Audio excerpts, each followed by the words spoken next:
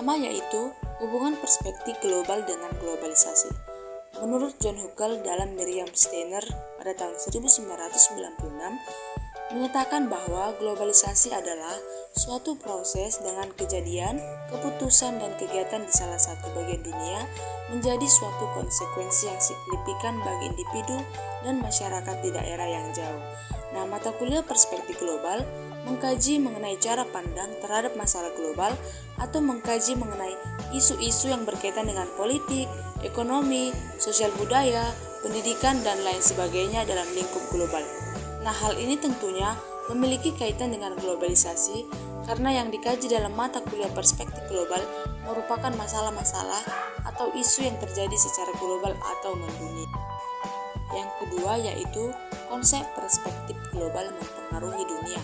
Perspektif global adalah suatu pandangan di mana guru dan murid secara bersama-sama mengembangkan perspektif dan keterampilan untuk menyelidiki suatu yang berkaitan dengan isu global. Yang dimaksud dengan isu global ialah isu lingkungan, hak asasi manusia, keadilan, studi tentang dunia, dan pengembangan Yang ketiga yaitu ciri-ciri globalisasi menurut Hamijoyo dalam Mimbar pada tahun 1990. Yang pertama yaitu globalisasi perlu didukung oleh kecepatan informasi, di mana dengan kecanggihan teknologi, transportasi dan komunikasi yang diperkuat oleh tatanan organisasi dan manajemen yang tangguh. Nah, yang kedua yaitu globalisasi telah melampaui batas tradisional geopolitik. Batas tersebut saat ini harus tunduk pada kekuatan teknologi, ekonomi, sosial politik, dan sekaligus mempertemukan tatanan yang sebelumnya sulit dipertemukan. Yang ketiga yaitu saling ketergantungan antar negara. Yang keempat yaitu pendidikan merupakan bagian dari globalisasi. Penyebaran dalam gagasan, pembaruan, dan inovasi dalam struktur, isi, dan metode pendidikan dan pengajaran yang telah lama terjadi menunjukkan globalisasi. Yang keempat yaitu dimensi perspektif global menurut Duhardit pada tahun 2007. Yang pertama yaitu afirmasi atau penegasan dari dimensi budaya dalam proses pembangunan bangsa dan masyarakat, di mana pembangunan akan hampa jika tidak diilhami oleh kebudayaan bangsanya. Yang kedua yaitu mereafirmasi dan mengembangkan identitas budaya dan setiap kelompok manusia berhak diakui identitas budayanya.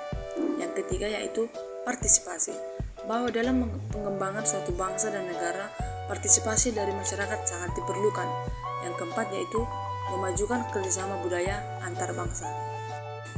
Yang kelima yaitu dimensi perspektif global menurut Harvey dalam Andini pada tahun 2021. Yang pertama yaitu perspektif conscious atau kesadaran perspektif, di mana kesadaran dan penghargaan terhadap adanya berbagai macam pendapat yang berbeda-beda di dunia ini. Yang kedua yaitu state of planet awareness, yaitu kesadaran akan kondisi planet bumi. Dimensi ini menunjukkan perlunya kesadaran akan kondisi bumi dan pembangunan, termasuk kondisi dan kecenderungan yang timbul seperti pertumbuhan penduduk, migrasi, kondisi ekonomi, sumber alam dan lingkungan fisik dan lain-lain. Yang ketiga yaitu cross-cultural awareness atau kesadaran antar budaya. Dimensi ini menunjukkan adanya kesadaran atas keragaman akan budaya. Yang keempat yaitu knowledge of global dynamic, mengetahui akan sistem-sistem yang ada di alam sehingga mulai mengenal kompleksnya sistem internasional. Yang selanjutnya yaitu awareness of human choice atau kesadaran pilihan manusia. Dimensi ini menunjukkan sejumlah kesadaran terhadap masalah-masalah pilihan yang dihadapi individu, bangsa, dan manusia sebagai kesadaran perlunya pengetahuan sistem global di masa depan. Yang keenam yaitu manfaat perspektif global menurut Handini pada tahun 2021. Yang pertama, meningkatkan wawasan dan kesadaran para pendidik dan peserta didik bahwa kita bukan hanya penghuni satu daerah, tetapi mempunyai ketergantungan dengan orang lain di belahan bumi yang lain. Yang kedua yaitu menambah dan memperluas pengetahuan kita tentang dunia, sehingga dapat mengikuti perkembangan dunia dalam berbagai aspek, terutama perkembangan iklim. Yang ketiga, mengkondisikan seseorang untuk berpikir integral bukan general. Nah, sehingga suatu gejala atau masalah dapat ditanggulangi dari berbagai aspek. Yang keempat, melatih kepekaan dan kepedulian manusia terhadap perkembangan dunia dengan segala aspeknya.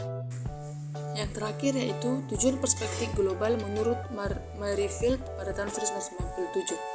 Yang pertama yaitu mendorong siswa mempelajari masalah global dengan lebih banyak tentang materi dan masalah yang berkaitan dengan masalah global. Yang kedua, mendorong guru mempelajari masalah lintas budaya. Yang ketiga, mengembangkan dan memahami makna perspektif global.